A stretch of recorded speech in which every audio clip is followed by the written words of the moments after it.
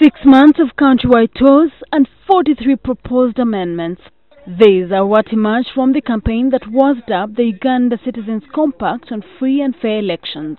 However, when government finally tabled the constitutional reforms in April, none of what was proposed was included in the Constitutional Amendment Bill 2015.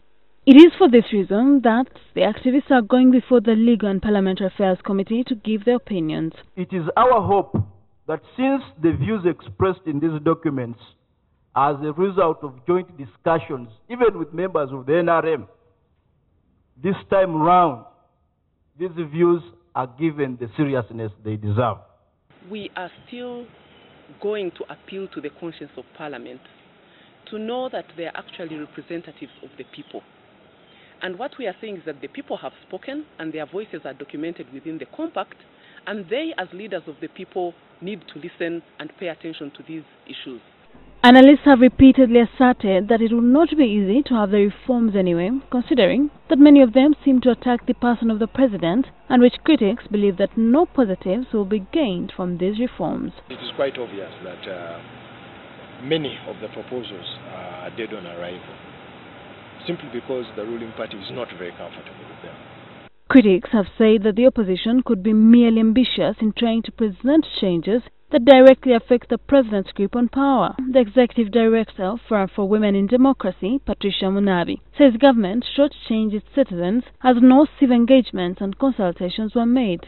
So it's a bit suspect that this time no consultations have happened, and we are coming to the Parliamentary Legal and Parliamentary Affairs Committee to bring our views there. So in our view, we think that it is only proper that the process is not rushed. While meeting the opposition on Wednesday, the committee chairman and Kajara MP, Stephen Tashovia, acknowledged that there was no time and resources.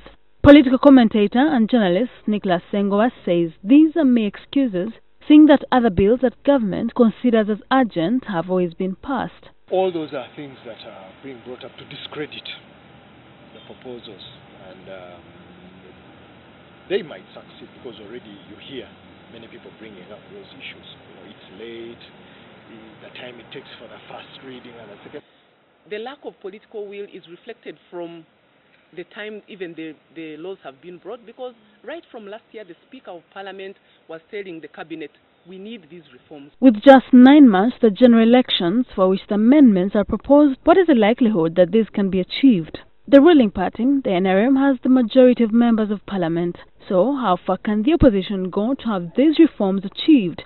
Or is it a ritual that the country is going through? Only time will tell. Sheila Nduhukire, NTV.